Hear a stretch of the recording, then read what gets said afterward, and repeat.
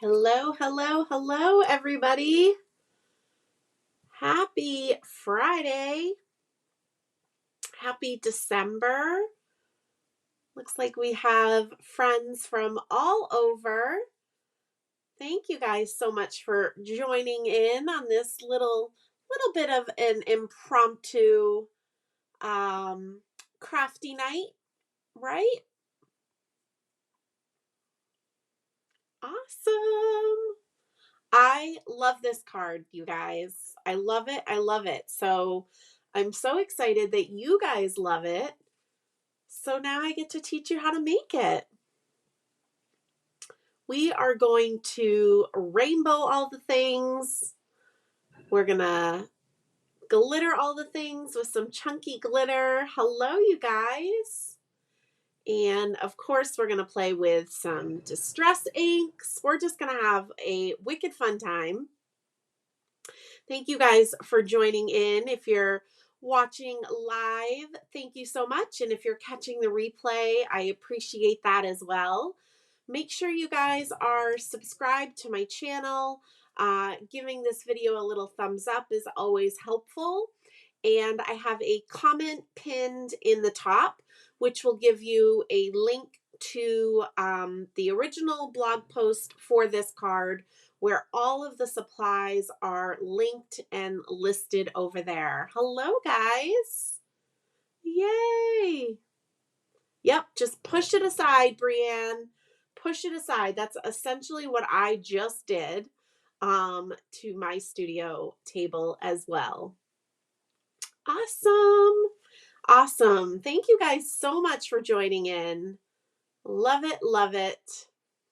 And while we're just waiting two more seconds or so, I do want to mention next week is the third Thursday of the month, which means it's Get Crackin' on Christmas, which honestly, by December 16th, if you haven't gotten crackin' yet, you're in a little bit of trouble.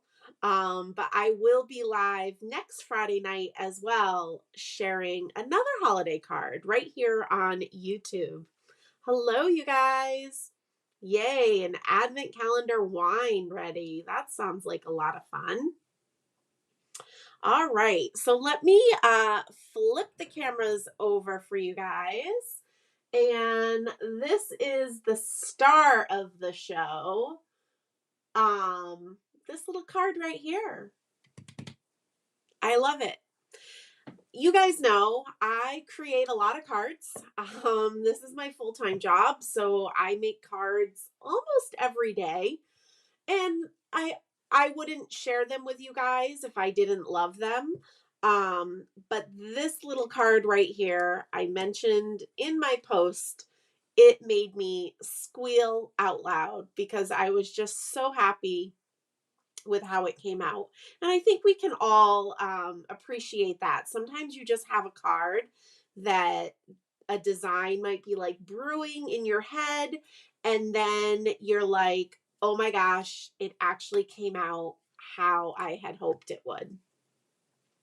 Hello, Monique. Thanks for popping in at 2 a.m. I appreciate it. And just remember, the replay will be available on my YouTube channel. So if you need to go to sleep, totally understand.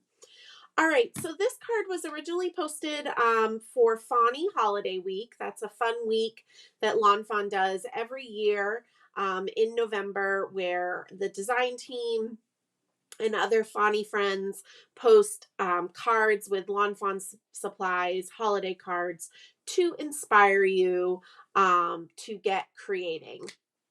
So we are going to dive right into it, but it's a whole lot of Lawn Fawn, and it's a whole lot of distress ink, and it's a whole lot of rainbow and sparkles. What more? What more do we need, right? What more do we need? So the first thing I wanted to share is the background. The background I actually originally created to do a fun little reel, which are those short addictive videos on Instagram, to just announce how excited I was for this little doodad. this little brush holder that Make It by Marco came out with. It fits 20 blender brushes in it. This is totally not an infomercial, I promise. But it fits 20 blender brushes. I sell them in my shop, and I was so excited to be able to fit this many brushes, but not take up a lot of space on my table. So in my excitement and in my announcement, I made a fun little reel, and I basically made this snowflake background, this one right here. And then I just sat the background into this little bin I have off to the side for a while and kind of forgot about it. And then I pulled it out and it inspired this amazingness. I would keep your glass mat out. Actually, no, Brienne. Well, you're going to want a craft sheet. So you're going to want the craft sheet part of your glass mat. Bunny is already asking, will distress oxides work? I talk about this a lot, so I feel like I'm sounding like a broken record, but the question was asked, so I'm assuming I'm not sounding like a broken record. Almost anything that we do with regular distress can be done with distress oxides. I will tell you that there is a reason when I create something with regular distress versus oxides, why I choose one over the other. And I honestly use my regular distress a whole lot more than my oxides because they're brighter and they're translucent. And so I enjoy the look a little bit more. Although I know a lot of you guys have probably more distress oxides because you and me and we found that they blend for ink blending a lot easier because they have that pigment property in them. However, that was before blender brushes kind of came into our lives, right? So with blender brushes and let me just grab domed foam, I would say that regular distress inks on the right cardstock are just as easy to blend as oxides. Okay, so I guess this is a really big enabler alert. For those of you that only have oxides, I would start to collect your regular distress because in my world, I think all distress is needed at all times. But again, you get different looks and different effects are achieved with regular distress versus oxides. So sorry, Bunny, that was a really long answer, but the short answer is yes. Go ahead and play with your oxides tonight. And then ask Santa for the regular distress.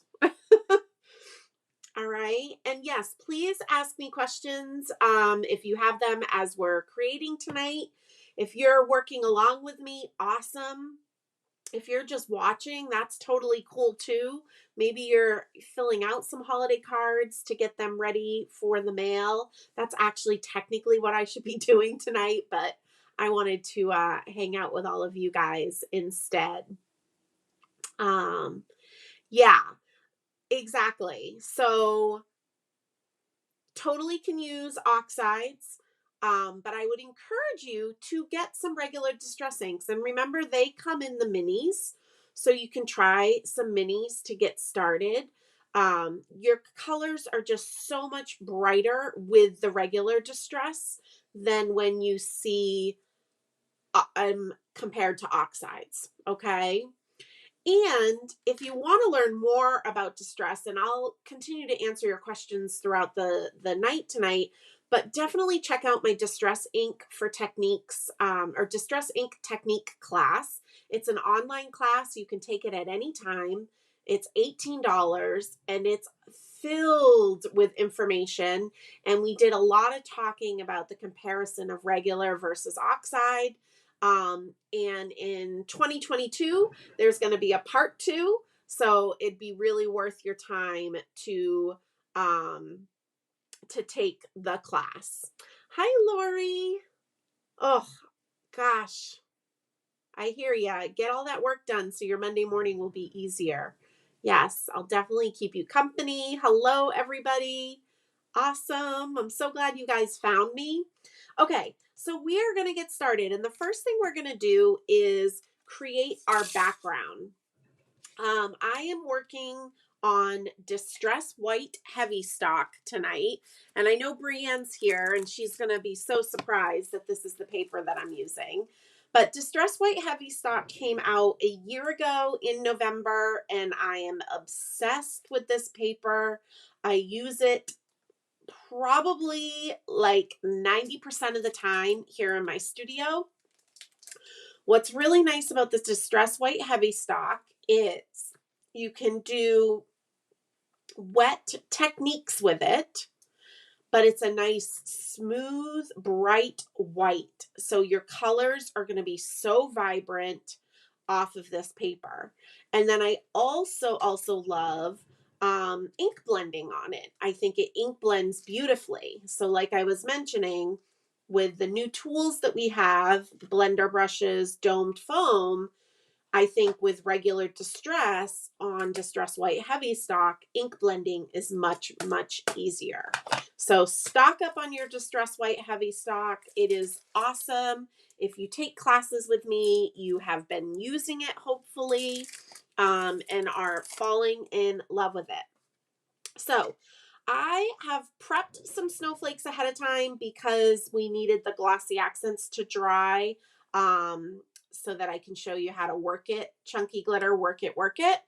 And then I die cut ahead of time some snowflakes. So right now, tonight, I am going to make almost 5 complete cards.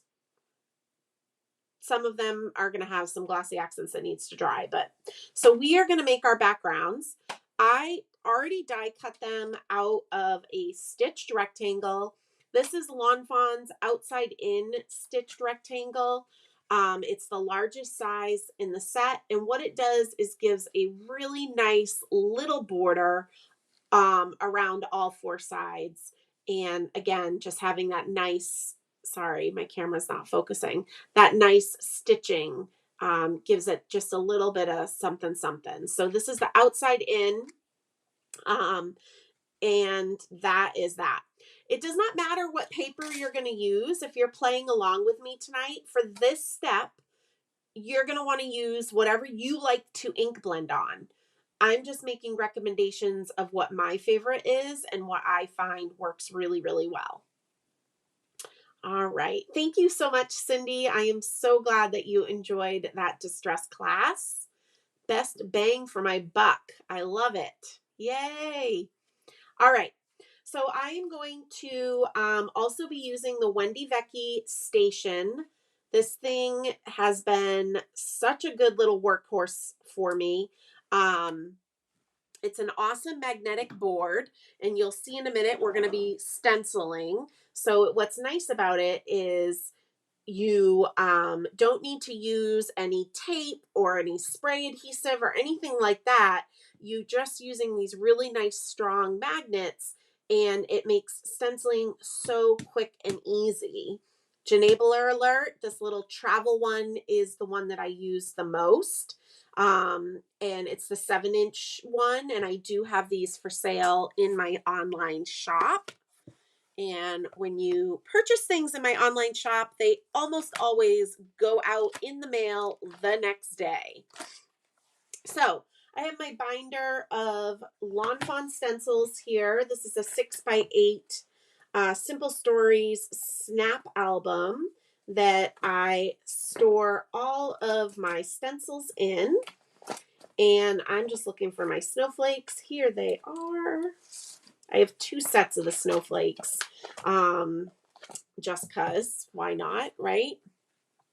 So the Lawn Fawn stencil snowflakes are 2 parts, and what's cool about that is they layer really nicely, but you can also use one or the other. Tonight we are going to use both of them. And what I like to do when I'm using them is there's an etching of the website along the bottom here. I just always keep an eye on where that is so that when I go to place my second stencil, I'm able to know which way to place it so that they layer really nicely. So I always just make sure the website is legible, meaning the text is upright, and I always have it pointing kind of to my belly here. All right.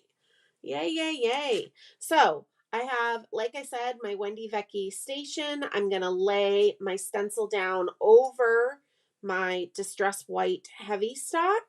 Okay. And I'm just going to kind of put my magnets here and there.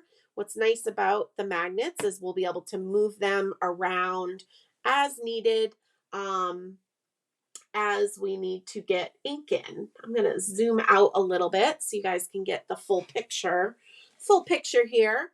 So I am using regular Distress. For this background, I'm going to be using Kitsch Flamingo, Squeezed Lemonade, and Salvage Patina. Just 3 colors to make our background rainbow.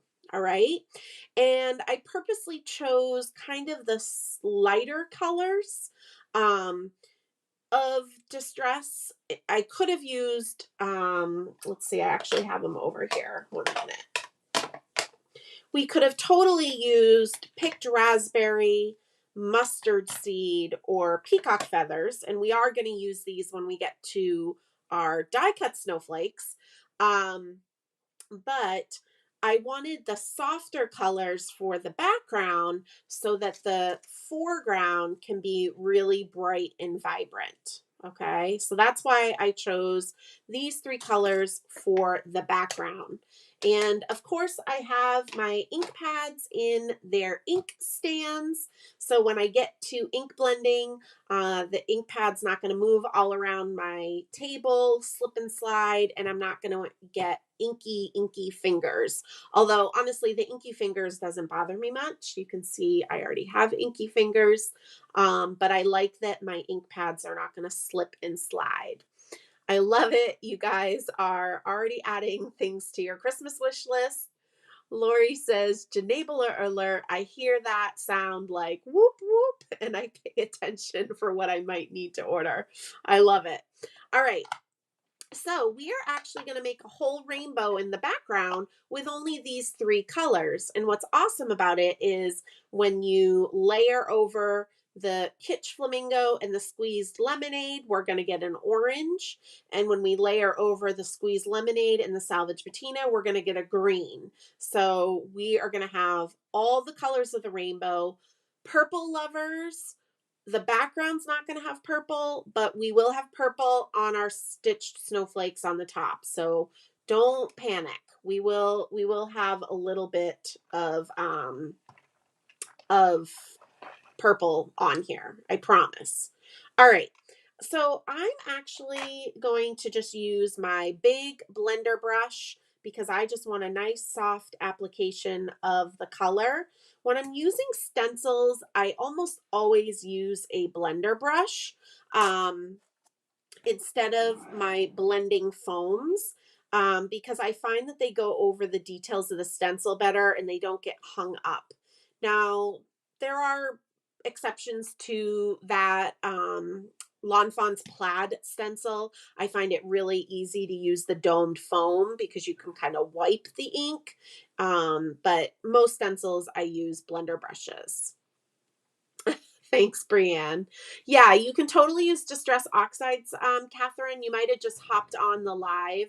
But the beginning of the live, I kind of went over the reason why I chose regular Distress. So definitely use your oxides tonight, but I would encourage you to just watch a few minutes of the beginning of the video on replay so you can kind of hear those thoughts. Awesome. All right, so I'm going to start right away with my Kitsch Flamingo. And I am actually going to just go to town with that, go right into the stencil. Now, we only are coloring 3 colors, okay? So you just want to make sure that there's enough space to have your 3 colors and overlap the colors as well. I know that might sound kind of not make sense, but stick with me, you'll understand what I mean. So I'm going pretty far with my Kitsch Flamingo because I know I'm going to be putting some squeezed lemonade over some of this Kitsch Flamingo to make my orange. So hopefully that makes sense. So now I'm going to go in with squeezed lemonade. And again, I'm making sure that I am overlapping some of that Kitsch Flamingo. So let me bring that closer to the camera for you guys to see. Hopefully you guys can see how there's pink, orange, and then we've got some yellow starting up here. All right. Hello, Lisa. If you don't have squeezed lemonade, just use any yellow. No worries. No worries for joining late. I just kind of did a whole spiel on it, Catherine, and I think you will find it helpful and interesting if you just go back and listen to it after. All right, so I'm doing a generous amount of this yellow, the squeezed lemonade, because we are going to make green with some of it, okay? So now I'm going to go into my salvage patina.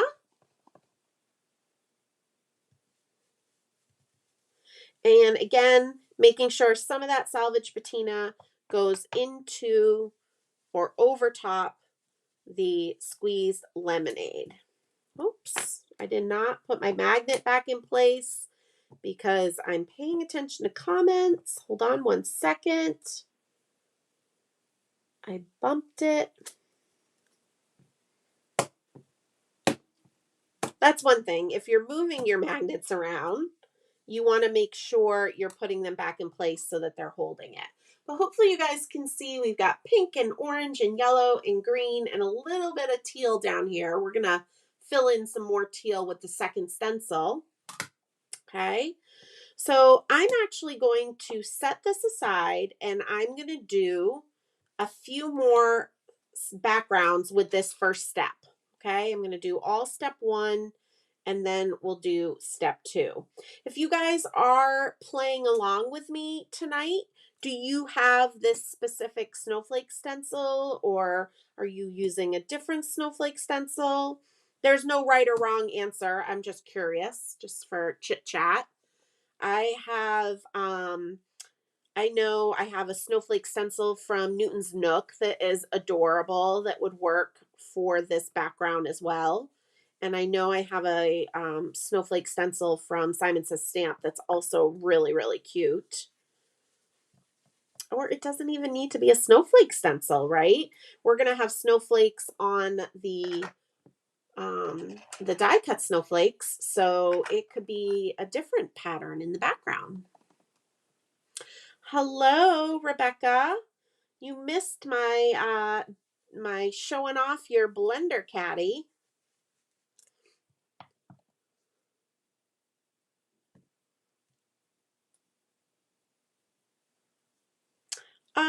Instead of salvage patina, you could use peacock feathers lightly, or tumbled glass, speckled egg, kinda, although it has a little bit of gray in it, so it might not work for this kind of bright card. Broken china might be pretty. All right. So let's see.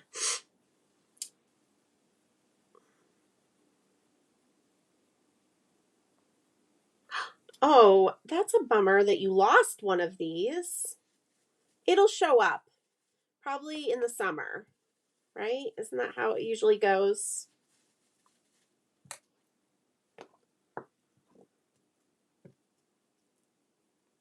Yeah, if you don't have a snowflake stencil, I would recommend, look how pretty you guys, even just with one layer. If you don't have a snowflake stencil, I would just use some sort of patterned stencil. Honestly, there's no right or wrong way, right? And just to put a nice background on the whole background, just use some sort of pattern that you have. I think that'll be faster than stamping, but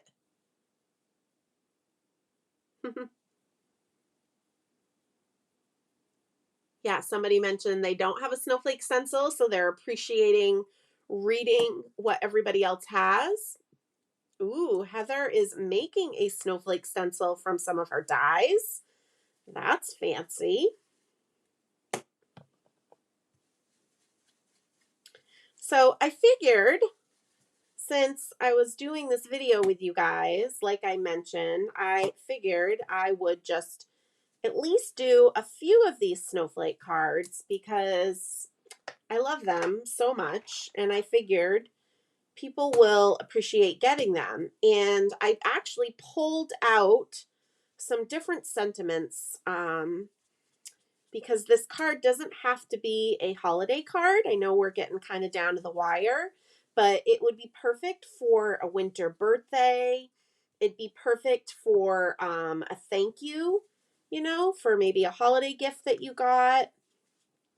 And then I have another fun sentiment that I am going to use on one of them as well that I think you guys will get a kick out of, but I don't want to give the secret away. So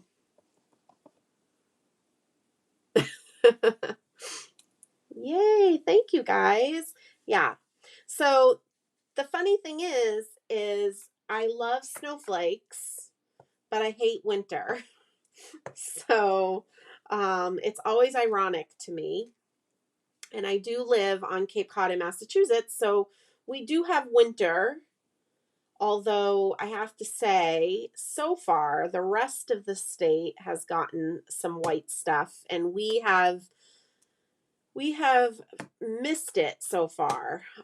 Because we're pretty far out in the ocean temperatures stay warmer, so our ground and weather tend to be more mild. So we got a whole lot of rain, but like Western Mass and even up into Boston got snow. So that's one of the many reasons that I like about Cape Cod is even though I live in New England and I love New England, we get a little bit more milder winters than what I'm used to from growing up in New Hampshire. Oh, I bet that's cute because Echo Park comes out with some really cute stuff too as well, Sharon. So you guys will have to share your cards with me. If you're going to post them on Instagram, tag me so I can see them because I would love, love, love to see what you guys create after tonight. It seems like a lot of you are creating along with me, and that's exciting for me because I just can't wait to see what you guys made. So yeah. All right, so I have one more background I'm going to do, and then we're going to do step 2 of the stencil, all right? So hopefully you guys are having fun. Again, I always get nervous on these lives that I'm like taking up too much of your time, but I selfishly wanted more of this card, so I was like, I'm gonna make a few of them. So hopefully that's all right with you guys.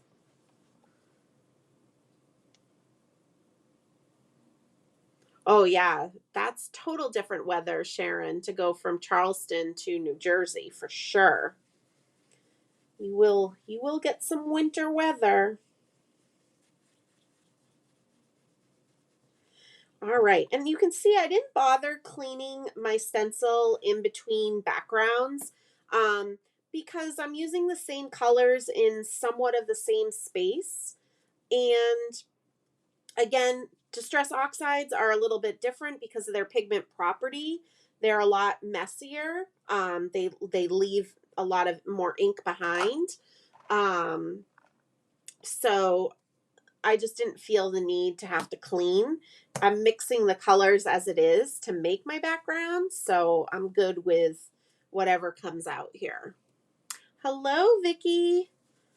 Yay, you made it. It's Friday. Aw, thank you. Is that Don Thomas, my friend Don Thomas? I can't see your profile photo. Can't tell if that's my friend Don in Keene or not. All right.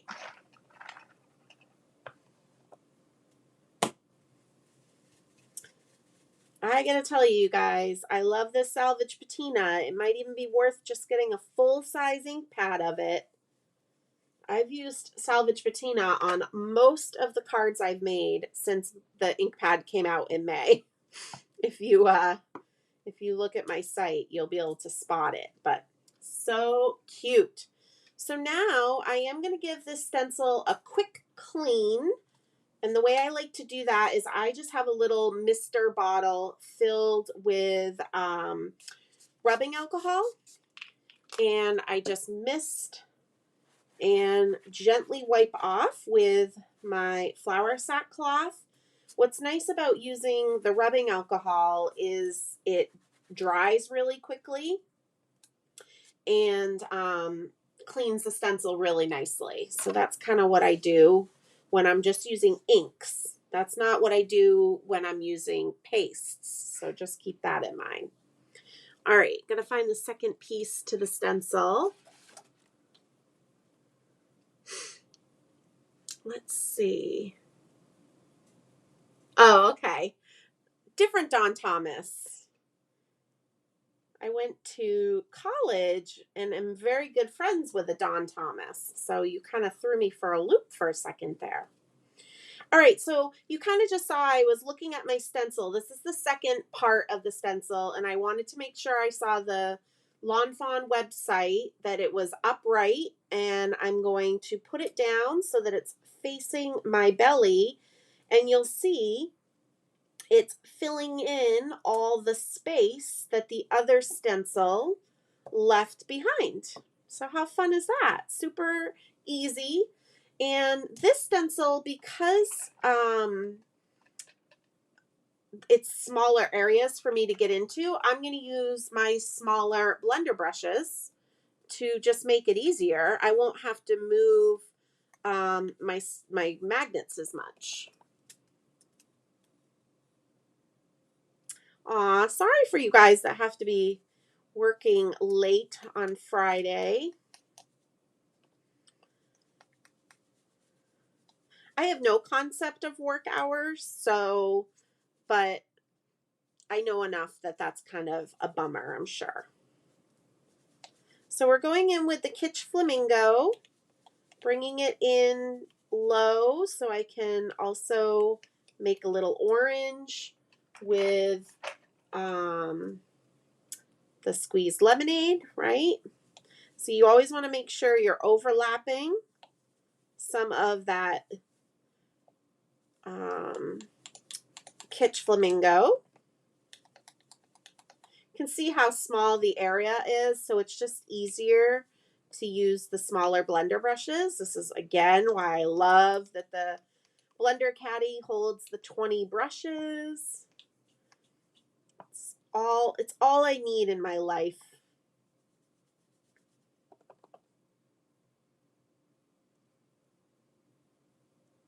Aw, so sweet, Jackie. Yeah, if you guys make these, definitely share them with me. You can tag me on Facebook or tag me on Instagram, because I love, love, love to see what you guys come up with your supplies, and just to see. It makes me happy.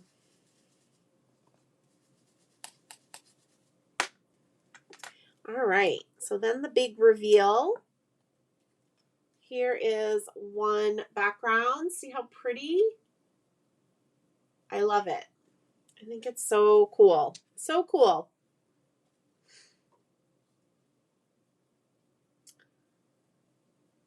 Cute. Honestly, you can't go wrong with any snowflake stencil. Hello, Robin. All right. Whoops.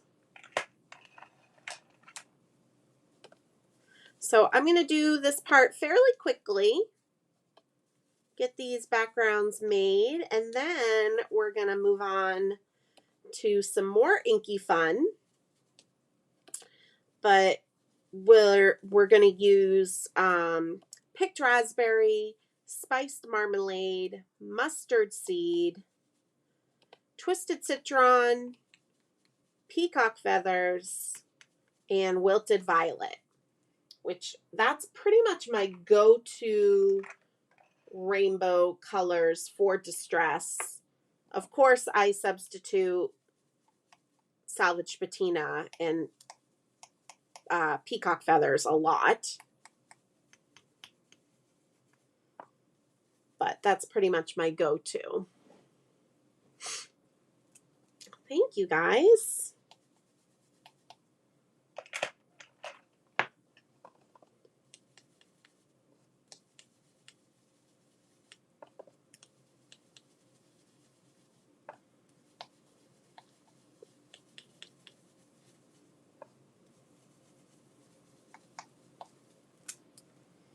All right. There's another one done. So cute. Right? And again, just that one step, which is this, could be a background as well.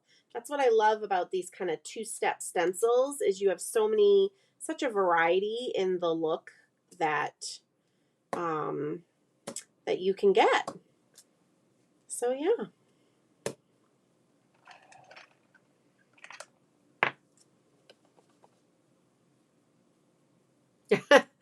You heard me list off the Shirkus rainbow. Yep, the Shirkus rainbow. It fluctuates a little bit, but not by much. Not by much, that's for sure. I can't help it when Tim comes out with a color like salvage patina, and after I've been using peacock feathers for so many years, I kind of had to kick it to the curb a little bit. I don't know if you guys saw or remember my post when salvage patina came out in May. I posted a picture of me kissing the ink pad, and I did a little letter to peacock feathers and said, you know, I'm sorry, but I will be using you a lot less going forward in my crafty life. But I do still use peacock feathers a lot. And again, we are going to use it tonight. Yes, I've got teal in my hair. I actually often do, just sometimes it's faded, and then sometimes it's just hard for you guys to see. The only time I don't put the teal in my hair, which is kind of ironic, but is in the summer when I'm being a mermaid, because I'm swimming so much, it fades so quickly, it's kind of wasteful. Let's see. Yay, Marcy, you're here. No worries.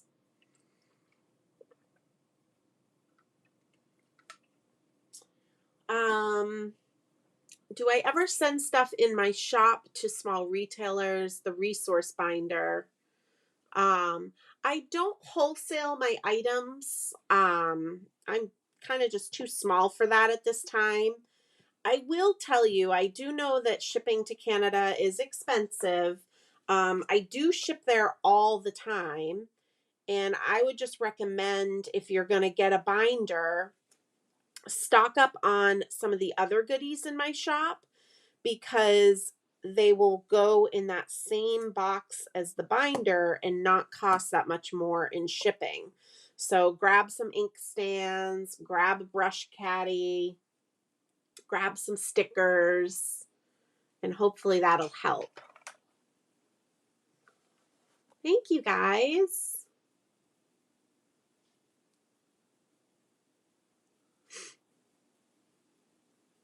Yes, that was so fun. I was teaching my mermazing class when Salvage Patina came out, And sometimes I know the color ahead of time, but sometimes I don't. And in this instance, I didn't, which was kind of more fun to discover it with you guys.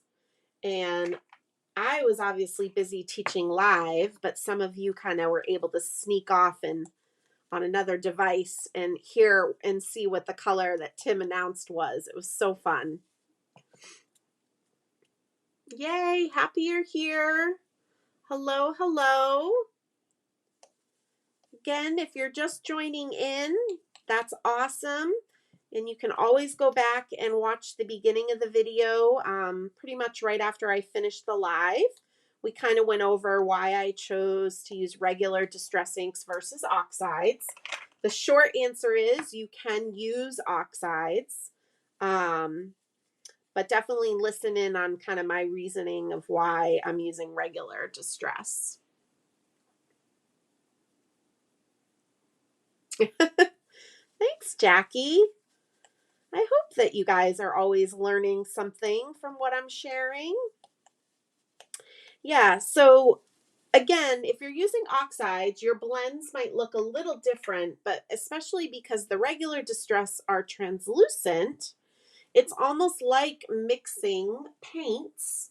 When you overlay the two colors onto each other, you make a new color. You want to be careful, obviously, to not make mud, so be aware of your color wheel. But because we are making a rainbow and going in rainbow order, it's easy peasy. Awesome. Yes, exactly. Just order all the things from my online shop. I'll put them in the box with the binder, and you'll be good to go. It'll be worth the shipping at that point, right? But yeah, I totally understand it's pricey to ship up there. But at this time, I'm not doing any wholesale. And I don't think I would really ever wholesale my binders. Just because they're kind of just for my classes. And so, not that you can't put other things in them, but the front of it says Creative Chick Resource Binder. So I just don't think stores would want to sell those. Hello, Nikki. No worries. I feel like everybody's popping in late tonight. It's all good. You're here. That's all that matters. All that matters. All right. And I've got all the inky fingers, and we haven't even really started the messy inky part yet. It's all good.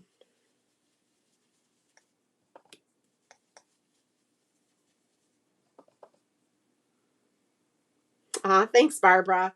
I'm pretty partial to my binder too. It's the softest binder. I just love petting it. I like really nice stationery and office supplies, like really nice quality. So I knew when I had my binder, it had to be top notch. Awesome. So all of those backgrounds are done. Again, I'm just spritzing a little bit of rubbing alcohol. I'm going to quickly just wipe down my station because if I don't, I'll start another project tomorrow and forget that there's an inky mess on here. And then I'm going to do the same thing with the stencil. Oh yeah, put the kids to bed so you can have some mom time.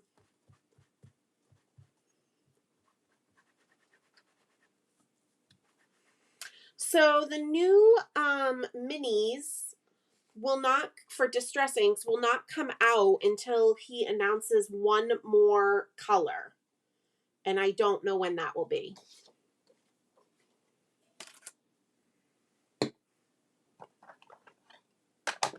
All right. So now what we are going to do is get into some more inky fun. And for that, I am going to use a craft sheet. And I actually use, this is the replacement mat for the Tim Holtz glass mat. I don't have the glass mat. It's like his only supply I don't have because my table is glass. So it's like the one thing of Tim's that I don't own.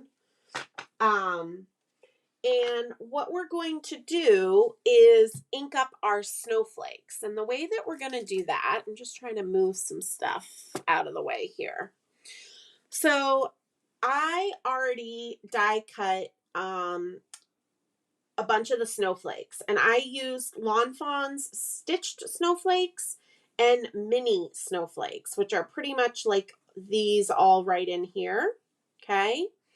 And so I have already cut them out of Distress White Heavy Stock. All right. And because I figured you guys don't need to watch me die cut. So it looks like I did 3 sets. I couldn't remember if I did 3 or 2.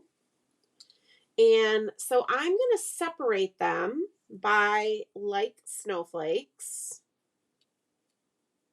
just so I can stay a little organized. And these cards actually come together fairly quickly because we're not coloring in images like with Copics. So if you are in a pinch for holiday cards, or you just need to make some more, these could be your jam for sure. Yes, my nails are Olive and June. I'm actually obsessed with them right now. It's Nailfie time with angelfish over it. I'm trying to get them to focus. But yeah, I'm loving them. Oh my gosh. Kathy has a tornado watch until tomorrow. Kathy, you sound like me.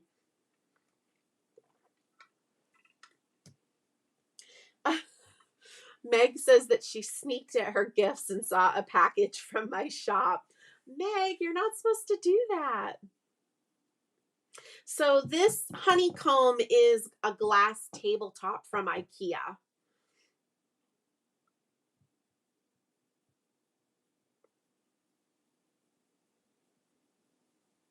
Oh, yay. Happy times contributing to your Copics. That's so awesome. All right. So now what we are going to do is I'm going to, for this part, I wanted darker colors. Okay. So I'm going to use a little picked raspberry, and we're just going to put it right down on the mat. Press and twist. Okay. Spiced marmalade. I feel like I'm in a cooking show when I do this part, when I when I show it to you and I tell you what it is. You know, it's like when they have those little glass bowls and they dump the ingredients in. Mustard seed.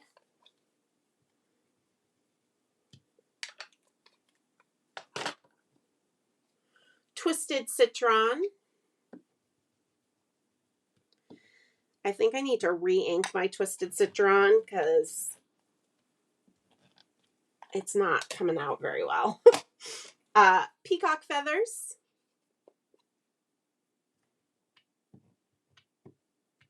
Peacock feathers is a little dry too. And wilted violet. Meg says she couldn't help it. The pretty teal package was near her work supplies. Well, don't open the package. All right, so I've pressed and twisted the ink onto a non-porous surface. I'm using a craft sheet. And I am now taking just a distress sprayer. This just has water in it. And I'm gently adding water because I don't want these colors to mix. And I honestly don't want a ton of water. So I'm just kind of gently getting some droplets here. If I sprayed hard, the colors would spit into each other. And we don't want that. We want separate little pools of color. All right. Ooh, yes. Please stay safe, Kathy. My boyfriend should have known better. All right. So what I'm going to do now is each of these snowflakes are going to be inked with 2, sometimes 3 colors. which are the colors that are next to each other, again, on the color wheel. Okay. So Brienne says that she's not surprised that Peacock Feathers was a little dry, but Wilted Violet looks a little juicy. Well, you know me, Brienne. I often skip purple in my rainbows. All right. Best mail is the teal packages. So again, I die cut these out of the Distress White Heavy Stock. I love, love, love that it takes to water, and the colors are going to be really bright and vibrant. And essentially for this snowflake, I want half of it to be pink and half of it to be orange. And I'm totally okay with some overlapping in between. So I'm just going to take the snowflake and press half of it into the pink, okay? And then half of it into the orange, okay? And if there's any white space, just go back in and add some more. So this is where we will get inky. And I'm just going to set that aside, but I am going to dry it with my heat tool in a minute. But I'm going to kind of do the 3 snowflakes at the same time. Okay. Now, I know some of you are probably cringing at how inky my fingers are getting. You could totally wear gloves if you want to, but I have the Ranger Craft Scrubby in my bathroom. And I'll just clean my hands with that after this live, and almost all of the ink will be gone. It reminds me of the Tiffany store. Although my products in my shop are not as expensive as Tiffany. All right, and if you need any more ink, you can just press and twist some more down. Always remember to just add a little bit more water. It's just going to help the ink spread on that snowflake. And remember, I have all of the supplies that I'm using tonight linked on my website, and that's the pinned comment here that I posted, a link to that. All right, so now that we have these 3 done, again, if you have a little bit of white space, totally okay. I am going to dry these with the Ranger Heat Tool. Love, love, love the Ranger Heat Tool. Number 1, you'll still be able to hear me talk to you guys. Number 2, it's not blowing my snowflakes off my table. But number 3, I can keep the heat tool on them for a very, very long time, and they're not going to scorch the paper, which that's the key. If you're trying to do a lot of inky techniques with distress inks and you're using an embossing gun, you're going to find it a lot harder. I talked about this in my distress class. I've had the Ranger Heat Tool forever, and my original Ranger Heat Tool finally died after a decade of use. So I was stuck using my embossing gun for a while before my replacement heat tool came. And I was having such a hard time doing inky techniques because the embossing gun was just too concentrated of a heat. Look how pretty these are, you guys. Oh, I love it. Love it, love it. So I'm going to set those aside. And now we're going to do this little guy.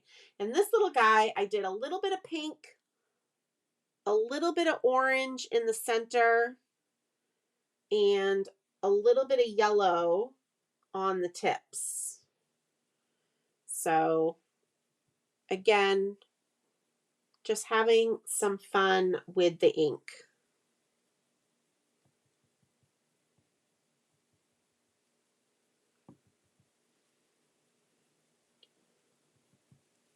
All right. Well, and speaking about my shop too, I just started offering gift cards right around Thanksgiving.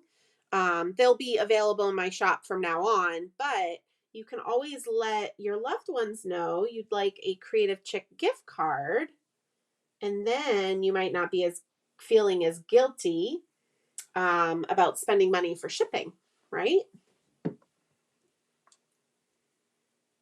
Aw, you're welcome. Happy to share it with you guys. Like I said, you guys kept thanking me for doing this live, and I was just like, yay, I get to hang out with my crafty peeps and make a card that I love. So I'm just drying these a little bit, just so they're not sopping wet. Obviously, while I'm inking up the other snowflakes, they're going to dry as well. I'm getting very inky.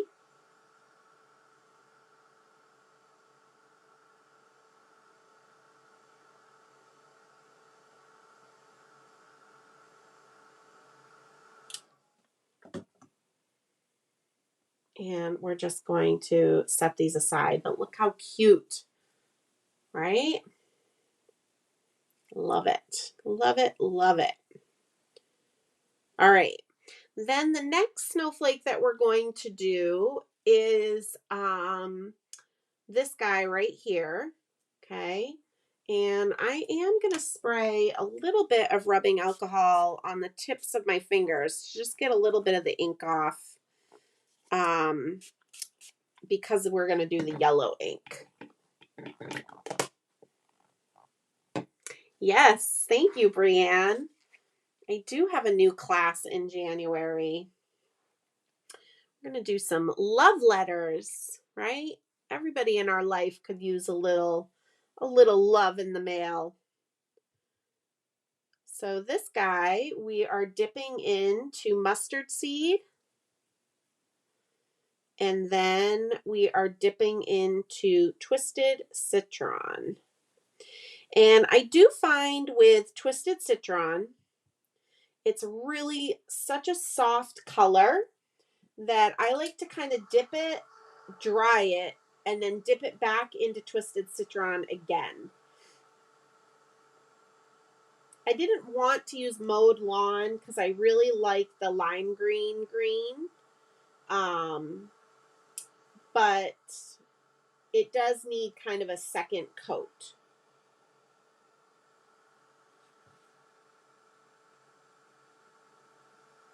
Yay!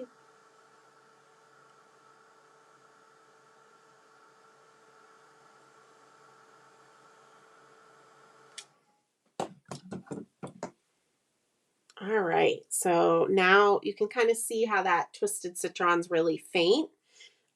So now I'm gonna dip it in there again to just get some more green on there.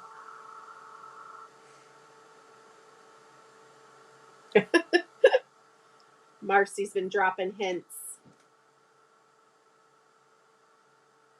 Plenty of time to sign up. I do know everybody's super busy with the holidays, so no worries. If you haven't signed up for class yet, you can definitely do that early in January. I know, Cindy. The distress class, and then I'll be doing a COPIC class in 2022. Those classes take a lot longer to develop than my card classes, believe it or not. And I had so many events and stuff I was part of this fall, hosting and part of, that I just was too busy to give that distress class the love that it deserves.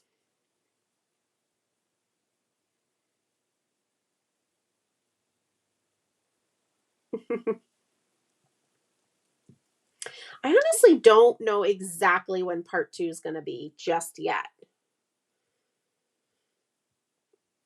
I like that you guys will ask me things like that and think I'm that organized, and I'm really not.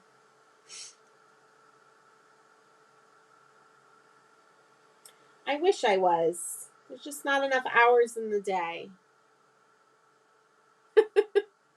Marcy's not very subtle with her hints, so they better be picking them up, right?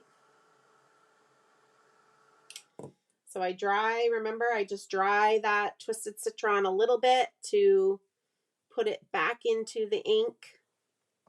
Get a second layer so that it'll be a brighter green. Yep, the distress class was in, oh, it might have been February or March, maybe. I don't know. March was a blur last year too because there was so much going on.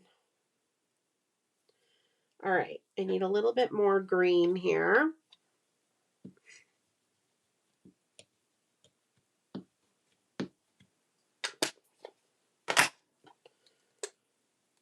Little water. Always add a little water.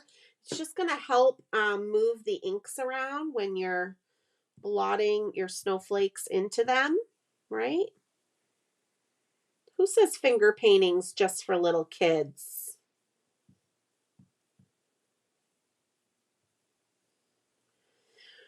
What Chris and I have been busy working on as of lately is we are going to be hosting Crop on the Cape in person in March.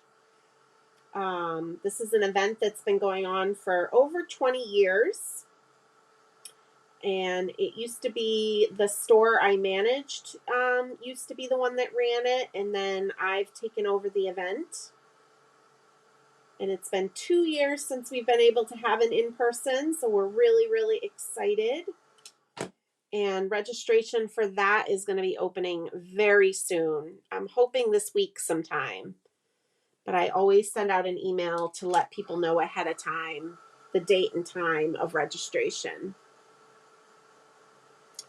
All right. So the virtual Crop on the Cape was during Crop and Create, Brienne, to just confuse matters.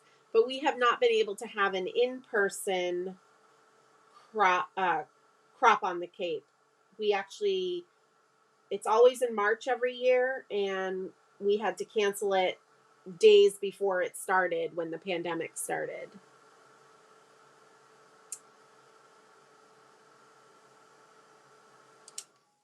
And besides that, I don't know when the next Creative Journey Art Retreat will be, Heather. I'm still thinking that over in my brain. Something I did promise myself in 2022 is not to be working 7 days a week, 24/7. I'm going to try. It's hard, but I'm going to try. I'm just taking the little insides out of this next little guy that we're going to do. And this little guy is going to be Twisted Citron and Peacock Feathers. Okay.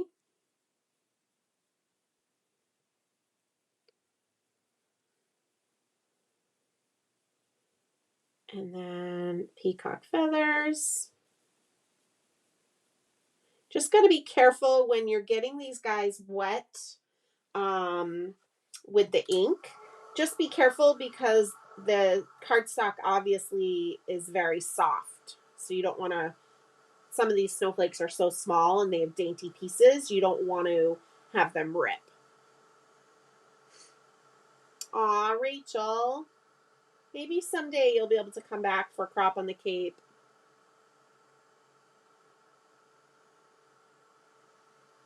Yeah, some of you guys spend all of March with me. I did a creative crate for Firefly Farm. I did Crop and Create with scrapbooking cards today. And I did Crop on the Cape, a virtual event. And I feel like there was one other thing in March. But we were together every weekend. A lot of us that did all the things.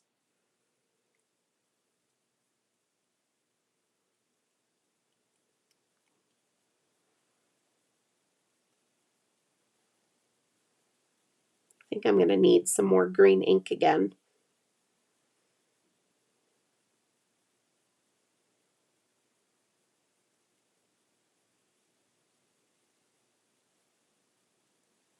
All right.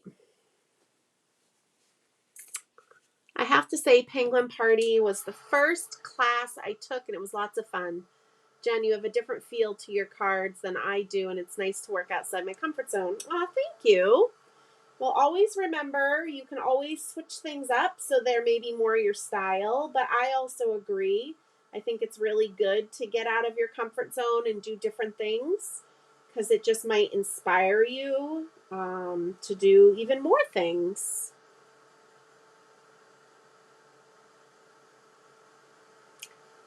The distress class was February. Yep, the videos are still there in the Facebook group. And well, I actually haven't looked, but they should still be there, Cindy. And on the class resource page, I linked each video. So they're easier to find if Facebook kind of changed where things are. All right, just needed a little bit more twisted citron for this little guy.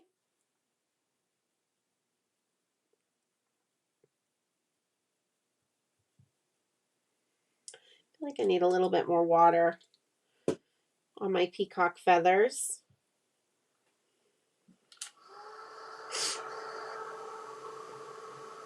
Making sure I'm not missing any of your comments.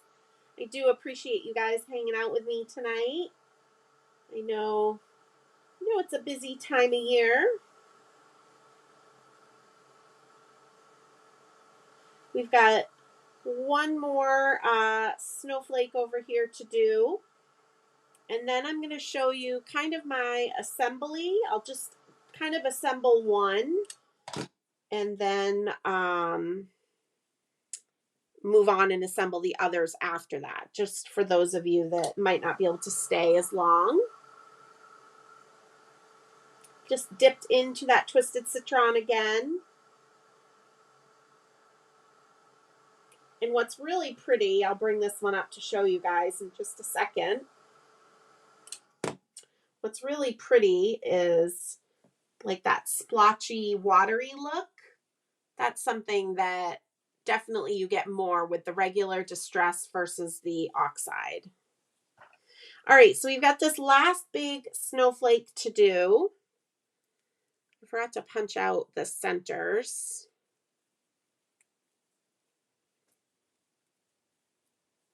I'll do that later.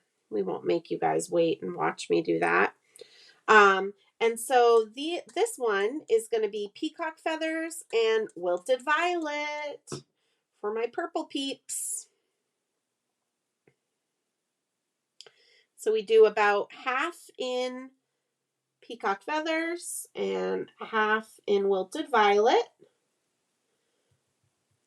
I definitely like to get the colors to overlap and blend with this color combo for sure. It's really pretty.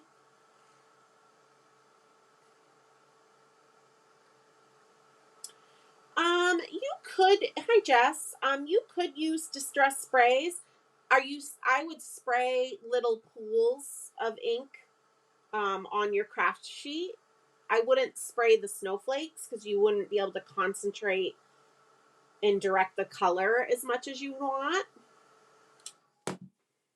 Okay, look how pretty. And so we're going to do each of these. So I'm going to start again with that peacock feathers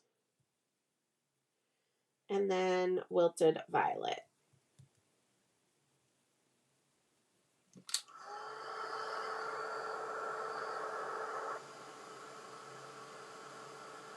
Multitasking, guys. Multitasking over here.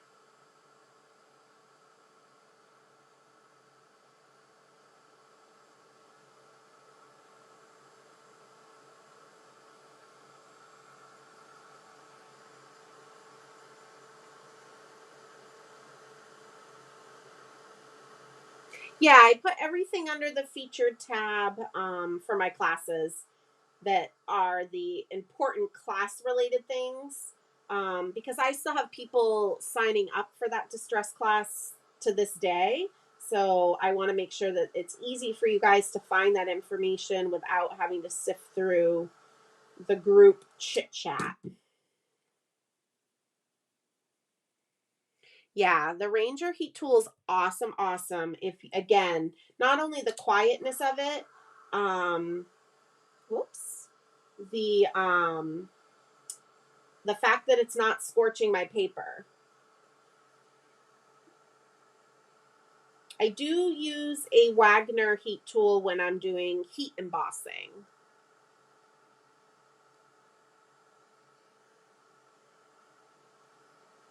All right. So we've got all of our snowflakes all inky and ready to go. So I'm just going to spritz my craft sheet with some more water. Now it doesn't matter if the colors mix. And I'm going to wipe it. I always have this flour sack cloth in my lap. Wipe up these inks.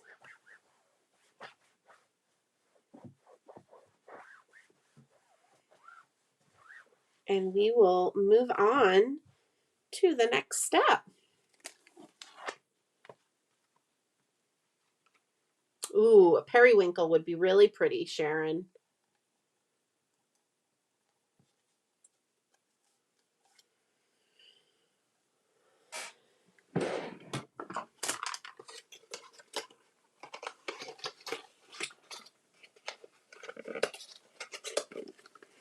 All right, so now what we're going to do is I'm hopefully not going to get ink all over my project. We'll see how this goes. What I recommend next is to actually figure out your sentiment. So again, here's the original card where I put a little bit of sentiment at the top and a little bit of sentiment at the bottom. And like I mentioned, you could totally keep these to be holiday cards, but I wanted to kind of switch it up tonight to show you guys how it could be a bunch of different kinds of cards, right? So I'm going to start by using Lawn Fawn's Big Scripty Words. This is a favorite of mine. I use this set a lot. And I'm just going to put thanks in the lower corner. So we'll get a thank you card done, which it's perfect to send after the holidays for maybe anybody that gave you a gift. I'm going to stamp my sentiments with VersaFine Onyx Black. This is my favorite black ink pad to use for sentiments.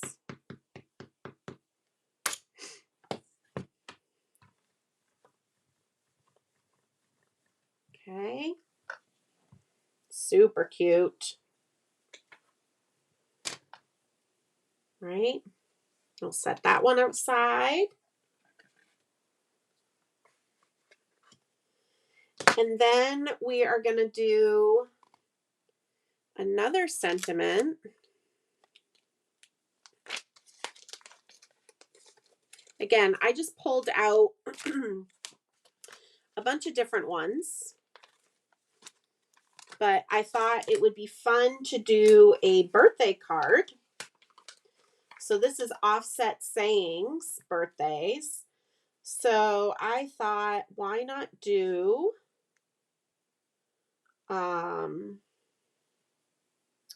let's see. I'm just reading them. Wishing you a very happy. Yeah, I'll do wishing you a very happy in the upper corner.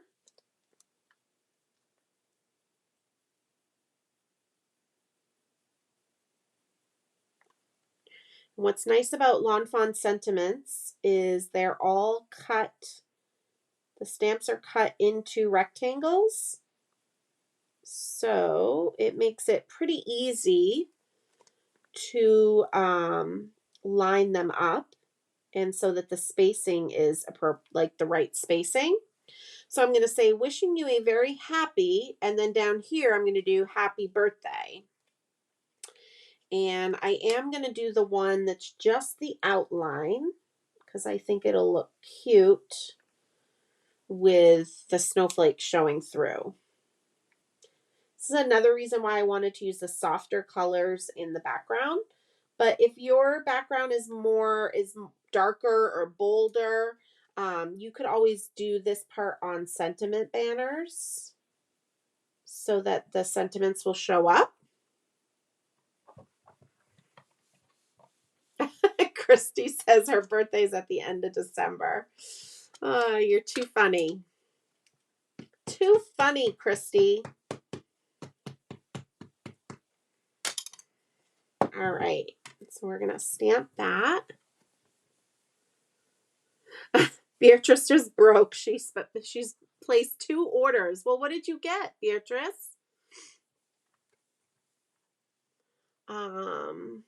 We need a Lawn Fawn no shipping charges day.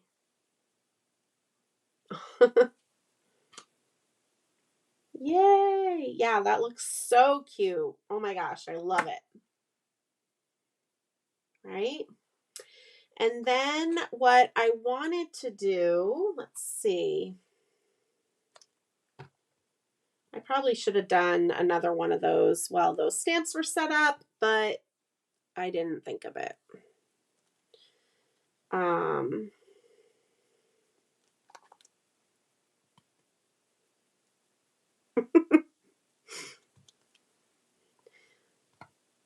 You guys are funny.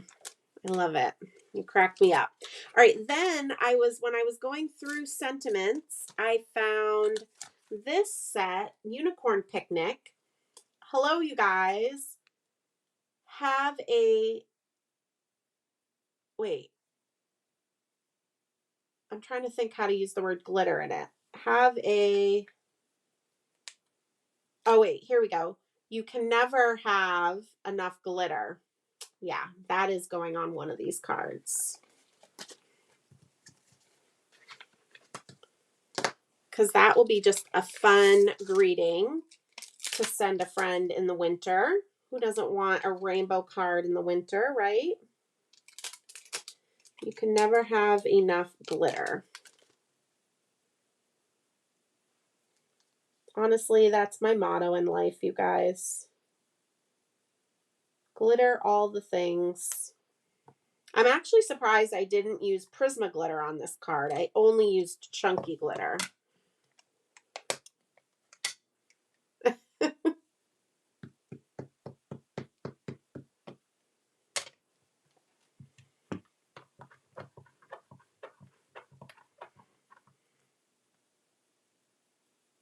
Oh my gosh, that's amazing, Beatrice, that your grandmother is going to be 100 on Christmas Day.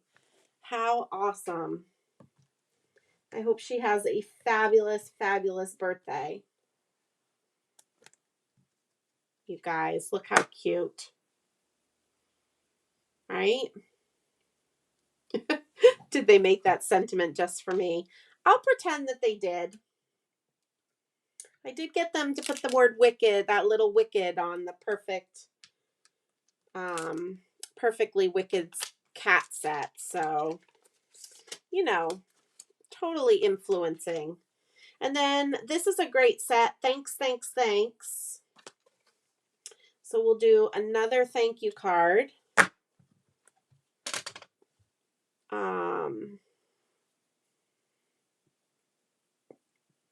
I'm going to do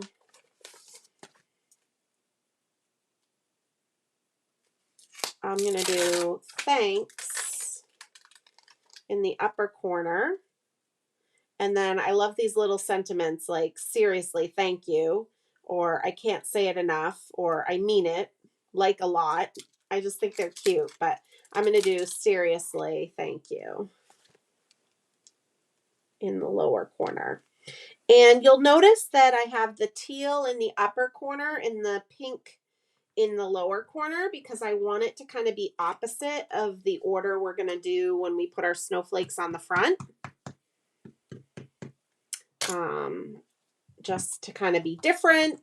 And I thought the colors would pop more because the pinks and oranges are going to be over the teals and the yellows. Let me fix my camera. I feel like I'm having to reach way up and you guys aren't seeing what I'm doing. There we go. Oh my gosh, and she still lives on her own, Beatrice. That's so amazing. That's what I want as I get old, is as long as I can still be somewhat independent, I'm good. But the second I can't be, I'm not going to be good. Newly obsessed with glittering things. That could possibly be because you've been hanging out with me. Just saying.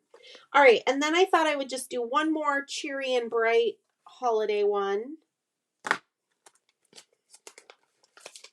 This is with the Cheery Christmas stamp set. That's where I got that cursive Cheery and Bright. Thanks, guys.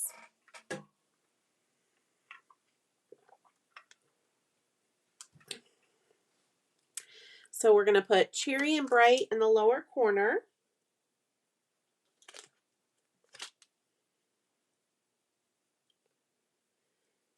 And again, I'm just going to bring this up to the camera. Don't mind my inky fingers, but this is what I mean. The Lawn Fawn sentiments are cut in rectangles. So if you just butt up the two together, it's the perfect spacing, which I went to school for graphic design and I love, love, love typography.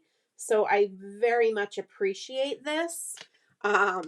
That I know that as long as I kind of butt them up to each other, the spacing is going to be correct, because otherwise it would probably drive me crazy. And we'll do May Your Christmas be, May Your Christmas. I almost did it out of the wrong order. May Your Christmas be bright and cheery. Let's see. Oh, wow. Her mom lived to be 93. Well, it looks like she beat her, Beatrice. Maybe she's competitive.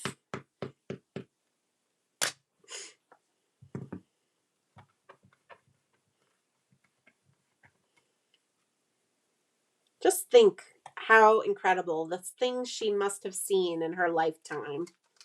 So awesome. So awesome. Yeah, it's really, really nice how the sentiments bump up like that. That's a good way of saying it. Bump up. Instead of me, I think I said butt up. You know me. Not always the correct way of saying things. But yeah. And this is a really cute set too, with the little deer and the little squirrels. All right. So now we have all of the sentiments done. So cute, right? And so this is just a great example of reminding us that the same card design can be used for all different genres. Okay?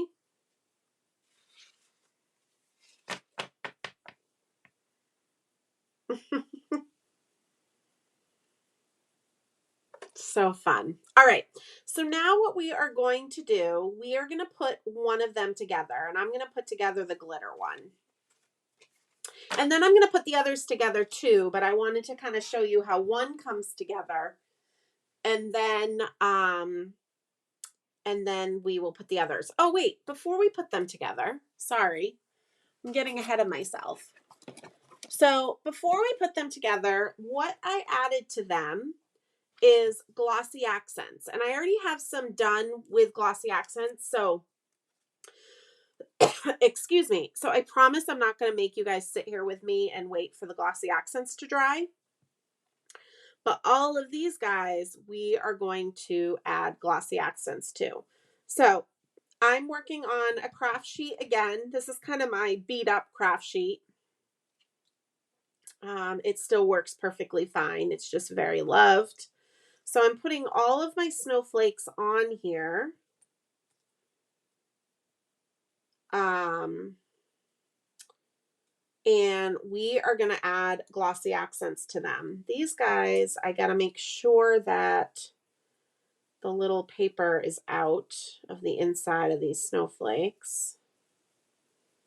Distress White Heavy Stock is 130-pound paper, so it's very, very strong. And a couple of these snowflakes when I die cut them, I usually run it through twice. But a couple of these snowflakes, the insides did not die cut correctly. And it's honestly because I probably had paper left in there from the previous one.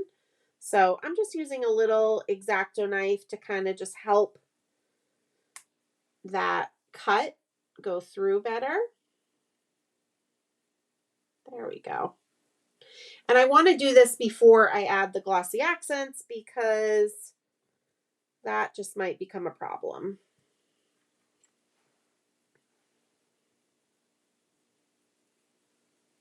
That's so sweet. Yeah, I always feel bad for my friends that have close to Christmas birthdays.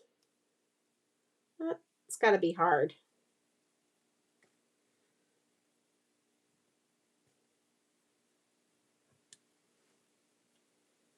So this might look hard, you guys, but it's really not. And I could have avoided this altogether if I had just cleaned out my die in between die cutting. Again, the 130-pound cardstock is really, really thick. So it just needed a little bit of more love. All right, so I've got my snowflakes here.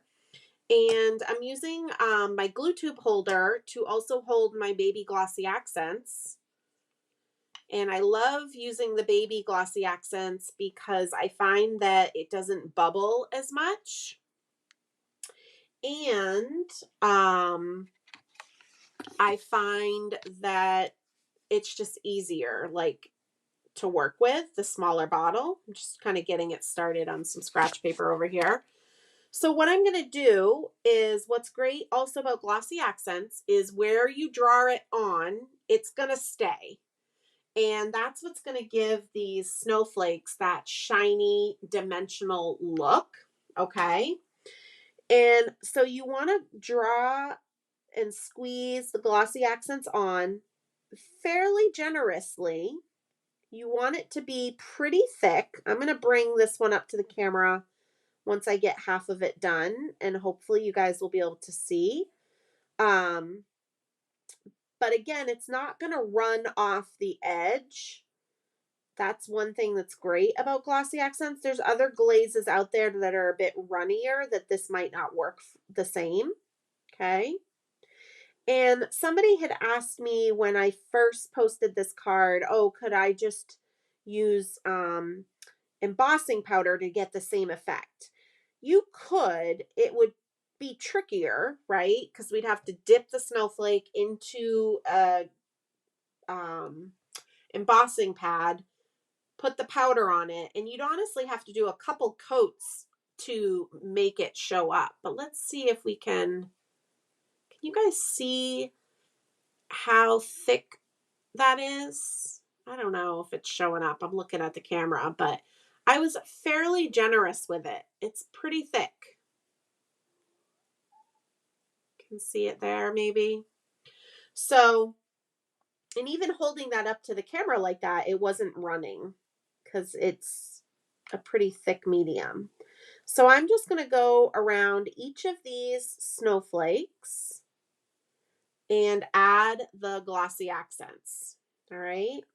And this is what's kind of making them look more than just paper, which is pretty cool and fairly inexpensive and really easy to do.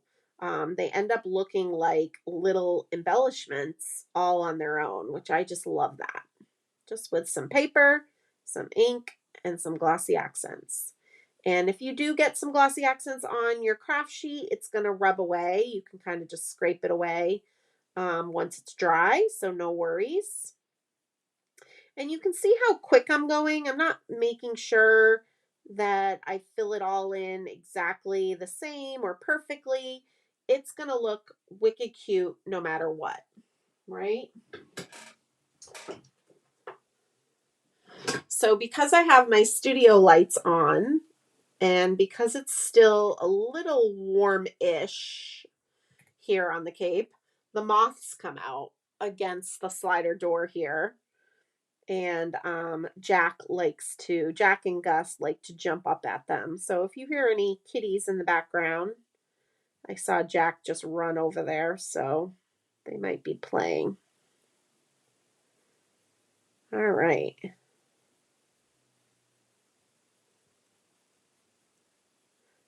So you can see it's a pretty quick process. And then these will take about 40 minutes to dry. It all depends on where you live and what your humidity level is. We have a low humidity right now in the winter because our heat is on. If it was summertime, these would, here on Cape Cod, these would take a lot longer to dry.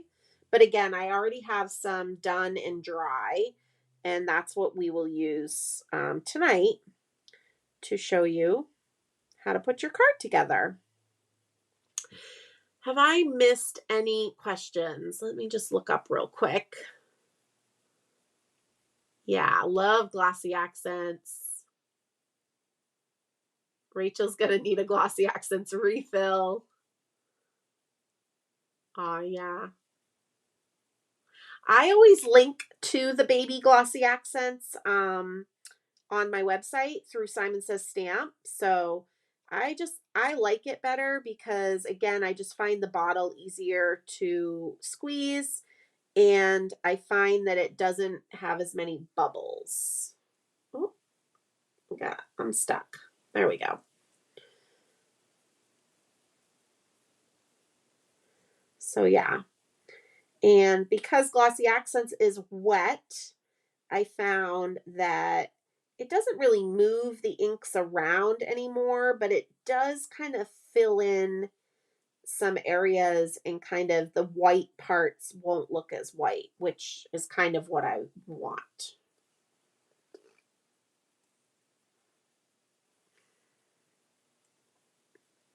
Beatrice always picks them up when they're still wet. Yeah, you can't. Just got to leave them be. This is something that I usually do, and actually when I originally designed this card, I glossy accented the snowflakes and then I went to bed because then I'll be less apt to bother them. And then I got up the next day and I finished making the card. So that's usually what I do if I put stickles on something or anything needs to dry. So these little guys are a little tricky to do, but I would just tell you to trace the paper, and don't worry if it seems like some is going to run off the edges. Again, glossy accents will stay kind of where you tell it to. And if any is kind of dripping off, it'll just go on the craft sheet. And if you need to trim any glossy accents off to kind of fix your edges, you'll be able to do that with scissors once it's dry. So a little tricky with these smaller ones, but putting the glossy accents on all of them really, really makes a difference, and they end up looking so cute.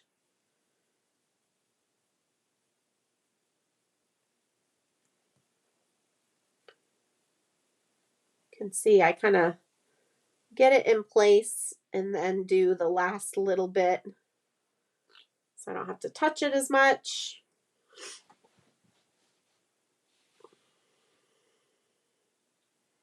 Oh, I missed it. Happy birthday, Sienna.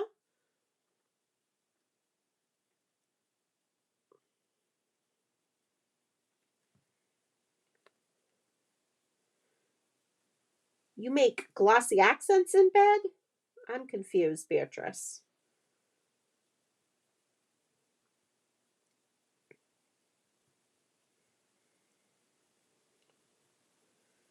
All right.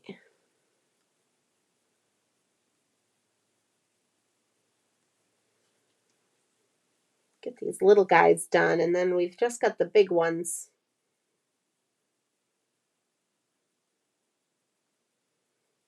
Again, glossy accents is super inexpensive, but can really be a fun embellishment.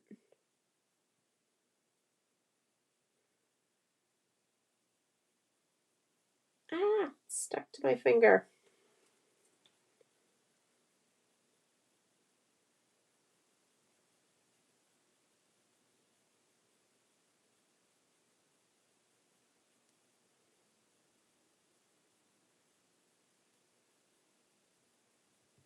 Okay.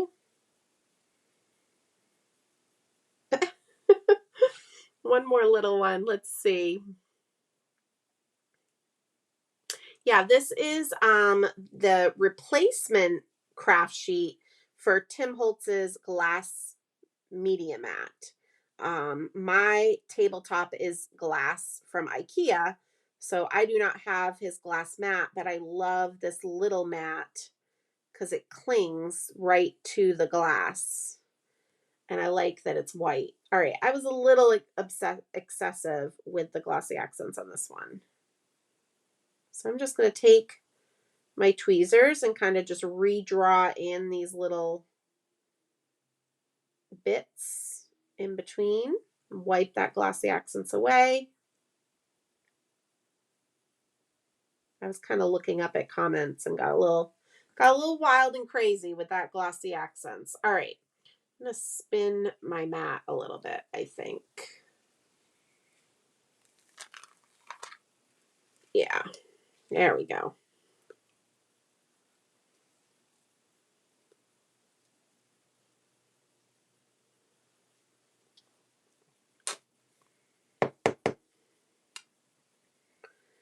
So this big guy is real easy to add the glossy accents to.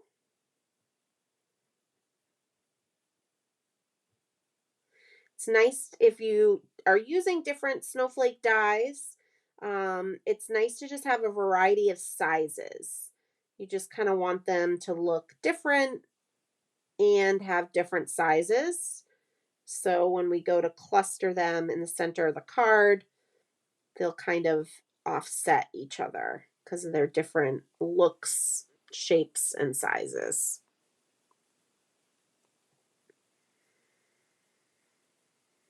I love glossy accents. I've been using it for so long, like a decade long. And then I go through spurts. I'll like use it on everything and then I kind of forget about it. And then I'm like, oh yeah, glossy accents can do cool things.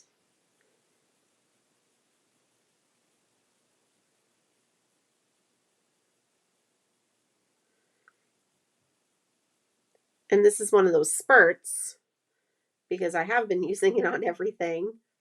And you can tell because I've been going through the baby bottles of these glossy accents. So if you think you're going to get on a glossy accents kick, I recommend getting 2 baby bottles, like these little mini bottles of them, so you have a backup because you'll be surprised how quickly you can go through them.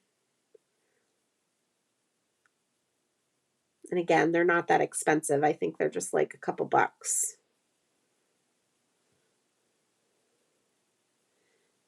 I think I have it linked on my site too through Ranger. Ranger sells, obviously, the baby bottles as well as Simon Says Stamp.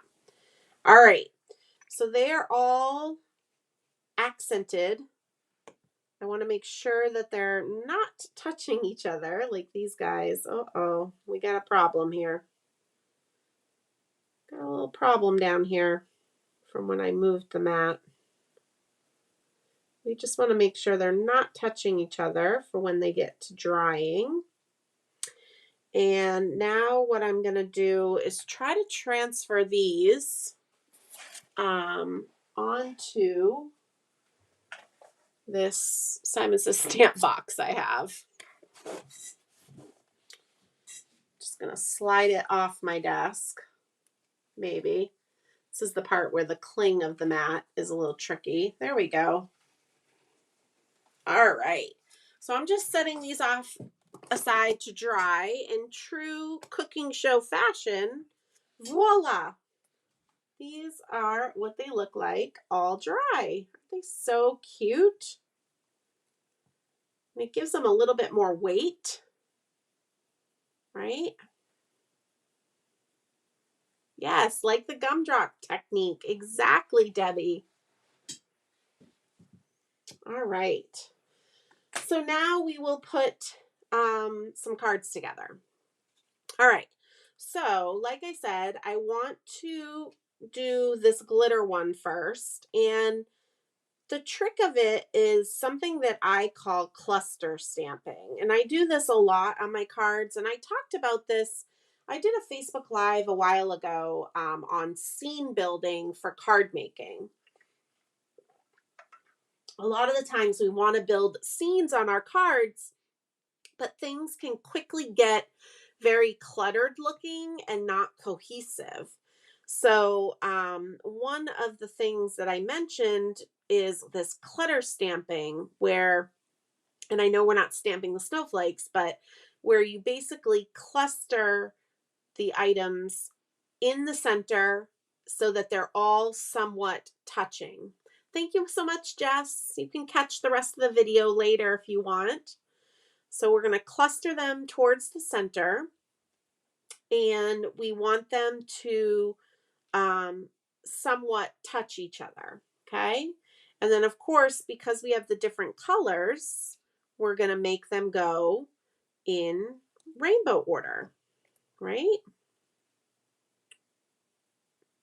So this is what I mean.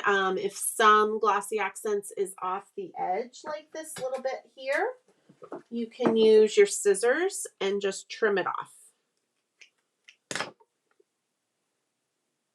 And so then that guy's going to go here. And then we've got this other little one, whoops, is going to go down here. All right. And then I am crazy because I am going to use foam squares because I really think it looks awesome to pop them up. And by foam squares, I mean I'm using these foam strips. These are by Scrapbook Adhesives. I love these things. A few people have been mentioning them to me in my classes, and I finally got some, and I'm hooked. Hooked.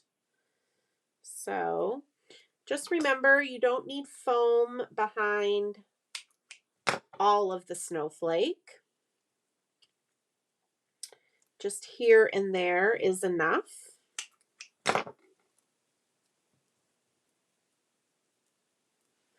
And I like to kind of get the foam on them first, and then I start to peel and stick.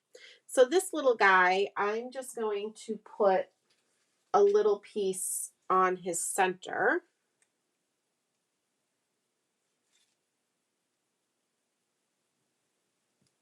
Okay. Oops. Then we've got this guy.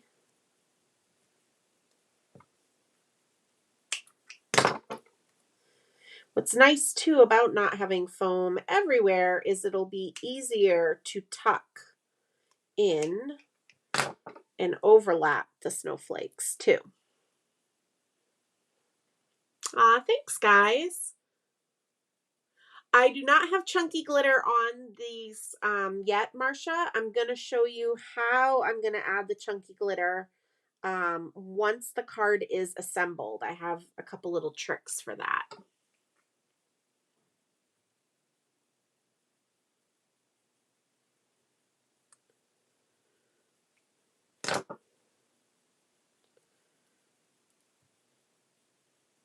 Beatrice, I missed the fact that you're stuck in bed, and I apologize about that. And hopefully you'll be up and at it again soon.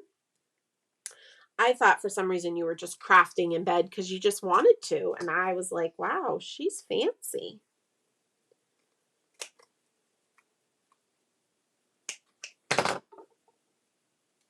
All right. And then we'll do a little bit on this guy.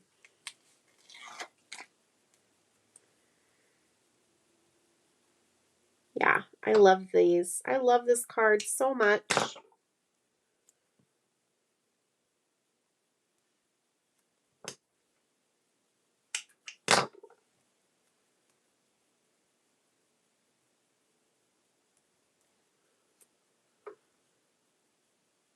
Yay! I can't wait to see what you made, Rachel. Please, you're good. You'll tag me. Oh no, Cindy, you don't have chunky glitter. Oh, just teasing. You could do Prisma glitter, but you're going to see why I chose chunky glitter when I kind of show you how I add it to the card. But you could totally get by with Prisma as long as you add some glitter to these beautiful snowflakes. That's all that matters. All right, so now I'm going to start peeling and sticking. And we just want to make sure that we're overlapping and touching the snowflakes so that they look more cohesive and they're not just all kind of sporadically all over the card, okay? And now you can see why I flipped the colors, right? And have pink down here because now up here where we've got pink and orange going on, we've got the teal and the green and the yellow. I just love the offsetting of, even though we're using rainbow colors all throughout, I like how it's offsetting.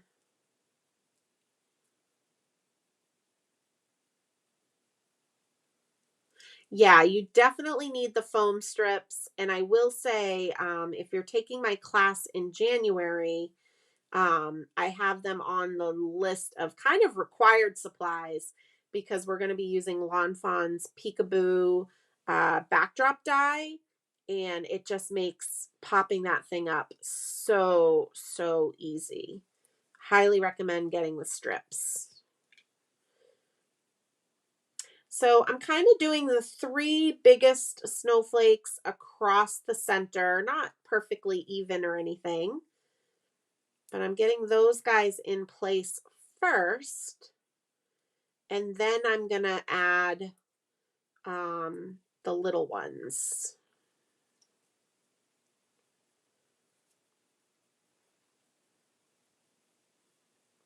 And don't be afraid to go off the edge a little bit because this rectangle is a little smaller than the note card.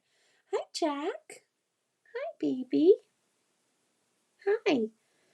Mama's making cards with her friends. All right, and then we're going to fill in these little guys.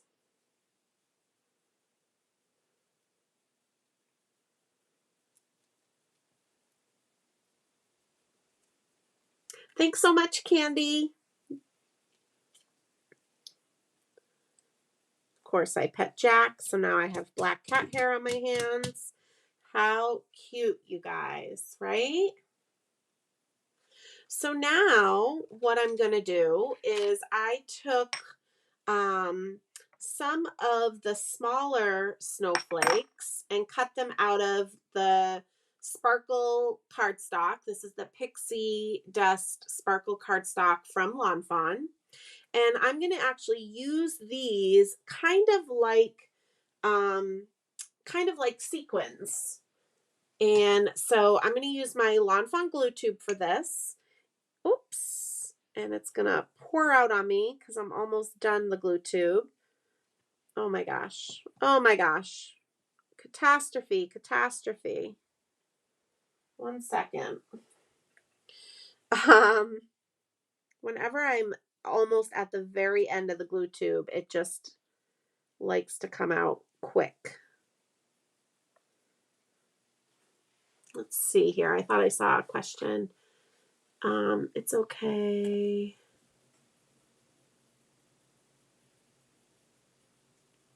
Thank you. Well, right now I'm having a glue catastrophe. All right, let's see if we can. So what I was going to say is I'm going to treat these little snowflakes like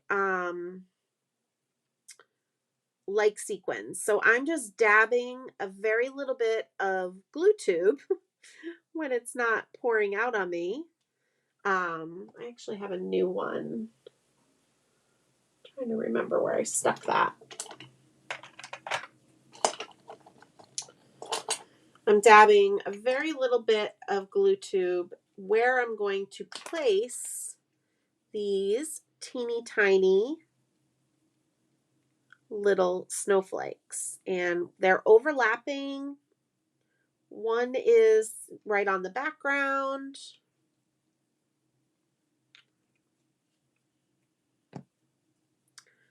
And of course I've made a mess over here, but it wouldn't be a Jen Shirkus craft session if I didn't. So I'm just placing these guys into the glue tube. See if I can get these guys out.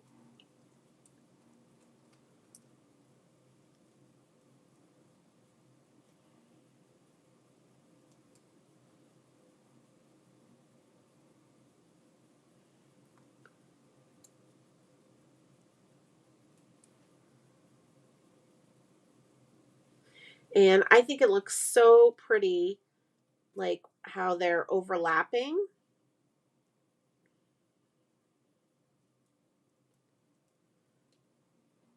I'll bring it up to the camera for you guys to see. So I really just treated them like sequins, where I just kind of put them here and there, overlapping off the edge. Super pretty. Okay.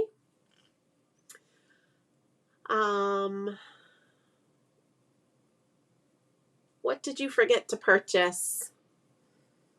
All right, and then the last thing I'm going to do is I'm going to put it on a card base before we do the chunky glitter. And then that way it's going to be able to dry. So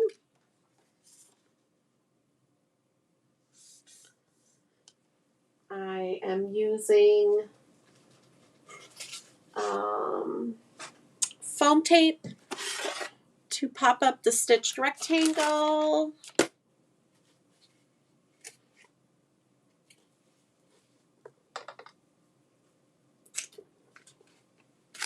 Of course, I just want to carefully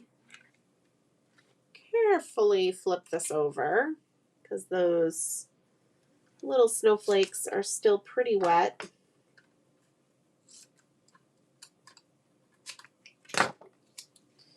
The joys of live crafting with you guys.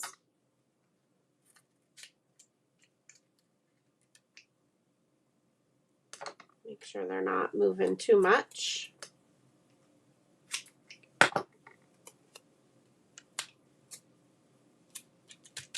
Okay.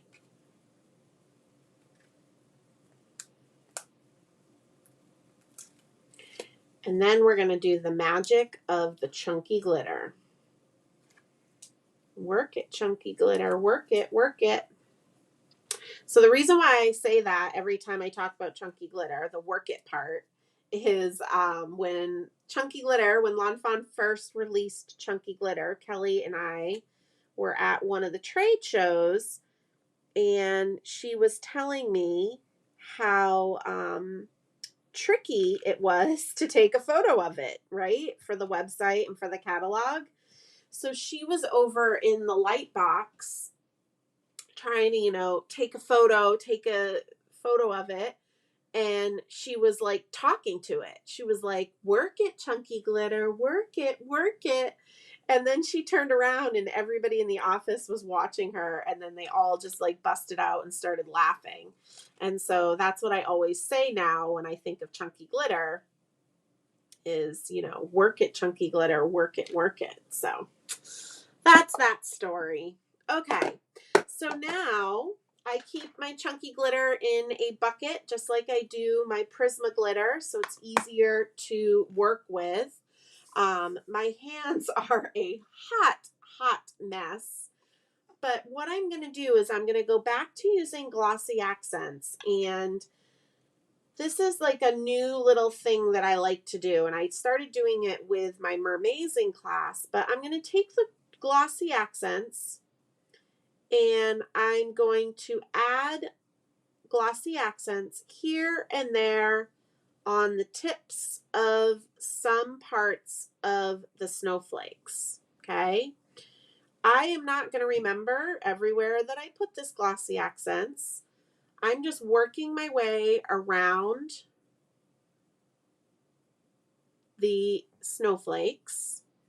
And the reason why I'm using glossy accents is because if I don't get any chunky glitter on here, the glossy accents is going to just blend right in to the glossy accents that is already on here, right? But the point is, and I'll show you my original card again, is I just want it to be bits and pieces and little bits and little dabs and not a ton. I don't want it to be, for lack of a better word, I don't want it to be super chunky, but I want it to be very sparingly here and there. So I'm going to take my chunky glitter with my fingers. This is the only time I touch the glitter. I break my rule, and I just sprinkle it over my snowflakes, and it's going to hit on some of the glossy accents and some of it it's not. And I just love, love, love this look. It's a very subtle way of using that chunky glitter. Okay. Having a bigger container for your glitter makes this a lot neater, but you guys can see how it's only here and there, bits and pieces. Isn't that so cool? I love it. I love it so much. And if you feel like you want more, of course, you could go in with your glossy accents, put some dabs, and remember where you put your dabs, right? And then put some more chunky glitter. But I kind of just let the glitter gods figure out where it's going to go, and just let it be. But that is this really fun rainbowy card. And can we just talk about this sentiment? Can never have enough glitter. I don't know why I haven't used this sentiment more, but I kind of feel like I'm going to be using this sentiment a lot more on all the cards. I feel it coming on. So let's see. Oh yes, you got to get some pixie dust sparkle cardstock, Beatrice. Oh yeah, clear seed beads. That would be really pretty, Cindy. I would love to see that. Yay. Awesome. Well, I just noticed that it's 10 o'clock. I've been on here with you guys for 2 hours. So I am not going to make you guys stay on with me while I make my other cards. And then, of course, my snowflakes with the glossy accents still need to dry. So Chris and I are going off Cape tomorrow. That's what us Cape Codders say when we're actually going to go over the bridge. And we've got some errands to do. But I will finish up these cards, and I'll be sure to share them, a photo of all of them together, because they're just going to look so yummy all together. But again, if you guys make any cards that these were inspired by, I really hope that you will tag me. I would love, love, love to see what you guys create. Hopefully you guys have subscribed to my YouTube channel here. I'm trying to give it a little bit more love over here. And I think there's like a little bell you can hit so you'll get a notification when I'm live. And as always, I love it when you give me a little thumbs up. I will be live next Friday night at 8 p.m. Eastern time again. We're going to get cracking on Christmas. I will be at that point where I'm starting my Christmas cards for next year. If you're not familiar with my Get Crackin' on Christmas series, it's something that I do every month throughout the year on the third Thursday of the month. Excuse me. I post a holiday card, and I have some crafty friends that post holiday cards on the same day. And then I always do a YouTube live sharing with you guys how I made my card. But I also encourage you guys to not only join me, but also start creating your holiday cards. I was talking about it today on my walk on Instagram stories with you guys. And I've been joking with a few people because I got some messages that, oh, I didn't get my holiday cards done. I really need to do Get Crackin' on Christmas with you. And I was joking that I'm going to be like Santa Claus, where I'm going to take a little list of names and keep track if you guys keep up with your Get Crackin' on Christmas throughout the year. But really, it's just meant to make it more enjoyable to create your holiday cards so you don't feel so stressed out. I'm gonna have to work out a custody agreement with Vicky Booten. I know, does Vicky do a live every Friday night, Brianne? I'm not trying to step on her toes. I always just try to do my live for Get Cracking near the Get Cracking night.